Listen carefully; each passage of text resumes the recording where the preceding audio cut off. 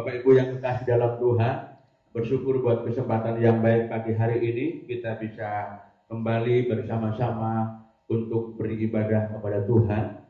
Dan masih tetap kita beribadah di rumah masing-masing, tetapi kita percaya bahwa lawatan Tuhan tidak pernah berubah dulu, sekarang, dan yang akan datang.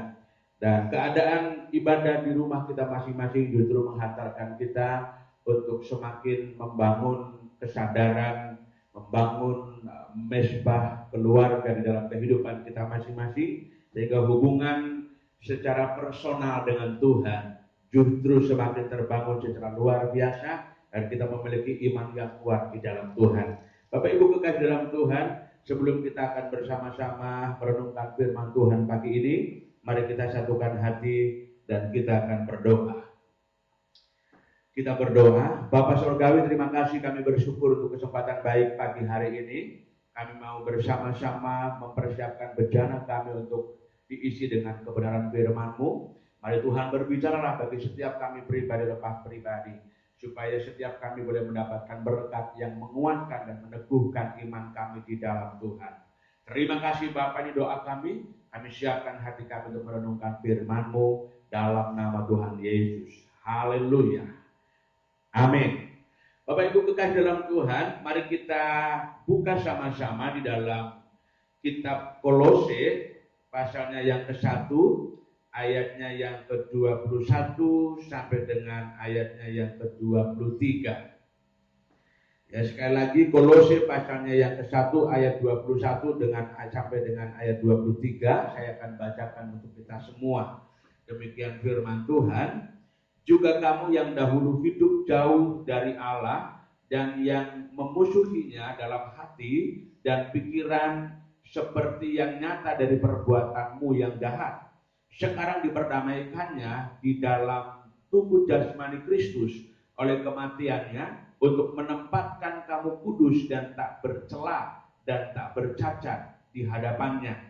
Sebab itu kamu harus bertekun dalam iman, tetap teguh dan tidak bergoncang, dan jangan mau digeser dari pengharapan Injil yang telah kamu dengar dan yang telah dikabarkan di seluruh alam di bawah langit, dan yang aku ini Paulus telah menjadi pelayannya. Amin. Demikian singkat saja pembacaan firman Tuhan. Yang diberkati adalah kita semua yang sungguh mendengarkan firman dan melakukannya di dalam kehidupan kita hari lepas hari. Nah, saudaraku yang kekasih dalam Tuhan, saya memberikan judul renungan kita pada saat ini adalah konsekuensi atas pendamaian Allah. Konsekuensi atas pendamaian Allah. Nah, saudara yang kekasih di dalam Tuhan Yesus Kristus, kita semua tahu bahwa Kristus telah mati dan bahkan bangkit kembali semata-mata karena Ia sangat mengasihi kita. Firman Tuhan berkata di dalam Yohanes pasal 3 ayatnya yang ke-16, karena begitu besar kasih Allah akan dunia ini, sehingga Ia telah mengaruniakan anaknya yang tunggal, supaya setiap orang yang percaya kepadanya tidak binasa. Nah, saudaraku yang kekasih dalam Tuhan, artinya kita tahu bahwa betapa Allah begitu mengasihi kita, sehingga Dia telah rela memberikan anaknya yang tunggal, yaitu Tuhan Yesus Kristus, supaya setiap kita tidak binasa, melainkan beroleh hidup yang kekal.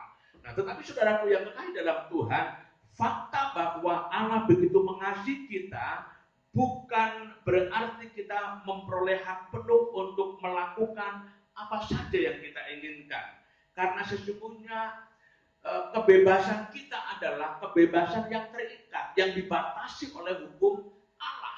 Ada konsekuensi yang harus kita penuhi sebagai respon kita atas pendamaian yang dikerjakan oleh Allah di dalam kehidupan kita. Dan inilah yang sesungguhnya dikatakan oleh Rasul Paulus kepada jemaat di Kolose. Kita harus memahami, harus mengerti maksud pendamaian yang dikerjakan oleh Allah di dalam Yesus Kristus, supaya kita bisa mengerti dan mengapa harus ada kewajiban-kewajiban yang harus kita lakukan. Mengapa harus ada konsekuensi yang harus dipenuhi oleh kita atas pendamaian yang dikerjakan oleh Allah di dalam Yesus Kristus. Sehingga kita semakin menyadari bahwa kehidupan kita adalah kehidupan yang harus diorientasikan kepada Allah semata. Bapak Ibu kekasih dalam Tuhan Yesus Kristus, dalam pembacaan firman Tuhan ini kita bisa memahami setidaknya ada 3 maksud pendamaian Allah di dalam kehidupan kita. Yang pertama yang saya mau sampaikan adalah bahwa melalui pendamaian Allah menginginkan supaya kita menjadi umat Tuhan yang berdiri teguh di dalam iman. Di dalam ayat 23 dikatakan di sana, sebab itu kamu harus bertekun dalam iman. Ya, jadi dikatakan di sana bertekun di dalam iman, berdiri teguh di dalam iman. Sesungguhnya maknanya sama. Bertekun itu artinya apa? Bertekun adalah suatu sikap yang kuat menanggung beban yang berat. Jadi artinya ketika dikatakan bertekun di dalam iman, maksudnya kita memelihara iman yang tabah, iman yang kuat untuk mengikut Yesus Kristus sebagai satu-satunya Tuhan dan Juru Selamat. Dalam keadaan seperti apapun kehidupan iman kita harus menunjukkan satu kemampuan menanggung beban berat sebagai konsekuensi mengikut Kristus. Nah, saudaraku yang kekasih dalam Tuhan, banyak orang yang kemudian menyatakan beriman kepada Yesus tetapi tidak bertekun di dalam iman itu. Akhirnya mudah digoyahkan dengan berbagai keadaan-keadaan yang berlangsung. Situasi seperti sekarang, pandemi virus corona yang melanda dunia, sampai hari ini pun kita masih belum tahu kapan itu akan berakhir. Tetapi sesungguhnya disinilah kita diuji apakah kita tetap memiliki iman yang terus memandang kepada Tuhan, iman yang sanggup menanggung beban yang berat. Karena pandemi virus corona memberikan ancaman yang begitu luar biasa, memberikan dampak yang semakin luas, dan barangkali setelah kurang lebih 1 bulan ini kita semakin merasakan ada hal-hal yang barangkali akan berpengaruh dalam berbagai aspek kehidupan kita akibat daripada pandemi virus corona ini. Aspek ekonomi, aspek pekerjaan, aspek bisnis, ya kan? Aspek keuangan, saudaraku yang kekasih dalam Tuhan, melanda kehidupan kita. Tetapi justru disinilah kita mau menunjukkan hal ketekunan di dalam iman. Artinya kita sanggup menanggung beban yang berat dengan tetap mengarahkan iman kita kepada Tuhan. Kehidupan kekristenan harus menyatakan keyakinan yang kokoh terhadap Yesus Kristus sebagai Tuhan dan Juru Selamat yang satu-satunya yang sanggup memberikan jaminan dalam kehidupan kita hari lepas hari. Itu bagian yang pertama. Rasul Paulus menyampaikan hal ini kepada jemaat di Kolose yang memang sedang diperhadapkan dengan ujian-ujian iman yang sangat luar biasa pada waktu itu. Nah, itu sebabnya kemudian Rasul Paulus menyampaikan hal yang kedua. Bagaimana sesungguhnya melalui pendamaian itu Allah menginginkan supaya apa? Kita tetap teguh dan tidak bergoncang di dalam ajaran Yesus dan para rasul. Allah mau supaya dalam segala situasi kondisi apapun kita tetap berpegang kepada ajaran Tuhan Yesus, ajaran para rasul, sehingga kita tidak mudah berbalik kepada hal yang lain. Saudaraku yang kekasih dalam Tuhan, pada waktu itu jemaat di Kolose sedang diperhadapkan dengan adanya ajaran palsu, ajaran sesat yang mengancam terhadap kehidupan iman jemaat di Kolose pada waktu itu. Ada ancaman untuk mereka kembali berbalik kepada kehidupan lama mereka. Ada ancaman untuk mereka kembali kepada keyakinan lama mereka. Sehingga ini akan membuat mereka tidak lagi berfokus kepada Tuhan. Sehingga Paulus menegaskan agar engkau tetap teguh dan memiliki iman yang tidak tergoncangkan dengan ajaran-ajaran dunia ini. Bagian yang ketiga, Bapak Ibu kekasih dalam Tuhan Yesus Kristus. Hal yang ketiga yang disampaikan di sini Rasul Paulus dalam ayat yang ketiga, ya, ayat 23 maksud saya, di sana dikatakan begini, sebab itu kamu harus bertekun dalam iman, ya kan? Tetap teguh dan tidak bergoncang, dan janganlah mau digeser dari pengharapan Injil. Jadi bagian yang ketiga yang mau disampaikan oleh Rasul Paulus adalah bahwa pendamaian yang dikerjakan oleh Allah harus membuat kita memiliki kesetiaan akan pengharapan Injil. Tidak bergeser itu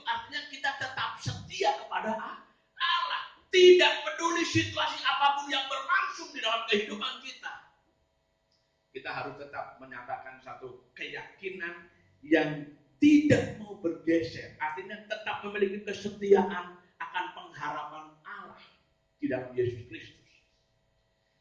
Karena memang di dalam Yesus Kristus itulah pengharapan kita. Sehingga jangan sampai dalam situasi kondisi yang barangkali sulit seperti apapun itu, kita tetap menyatakan kesetiaan kepada Allah. Memiliki pengharapan yang terus-menerus kepada Allah. Jangan kita menjadi pribadi yang mudah sekali kembali kepada kehidupan lama kita yang tidak memiliki pengharapan. Bahkan kepada kehidupan lama yang membinasakan hidup kita. Tapi biarlah kita menjadi orang-orang yang berpegang kepada pengharapan Injil di dalam Yesus Kristus. Situasi sekarang boleh saja pandemi virus corona memang mencemaskan banyak orang karena mengancam dalam berbagai aspek kehidupan kita. Mungkin mulai kita dengar adanya pemutusan hubungan kerja, kesulitan perekonomian melanda negeri ini, melanda dunia ini. Ya, mungkin kita bisa saja kehilangan hal itu. Tetapi satu hal yang saya mau sampaikan kepada kita semua, bahwa di dalam Yesus Kristus pengharapan itu tidak pernah mengecewakan bagi kita. Lalu mari kita terus mengingat dengan maksud dan tujuan pendamaian yang dikerjakan oleh Allah bagi kita, agar kita tetap kuat, terus bertahan untuk berjalan di tengah-tengah dunia ini bagi kemuliaan nama Tuhan. Tuhan Yesus kiranya memberkati kita semua. Amin. Mari kita satukan hati kita berdoa.